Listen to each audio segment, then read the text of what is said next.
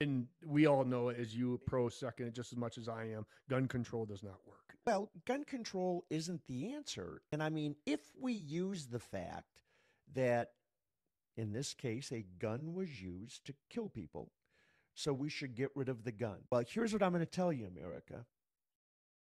Everyone better get a bicycle or some good tennis shoes because more people are killed by automobiles, more accidents, more burden on the healthcare system by automobiles.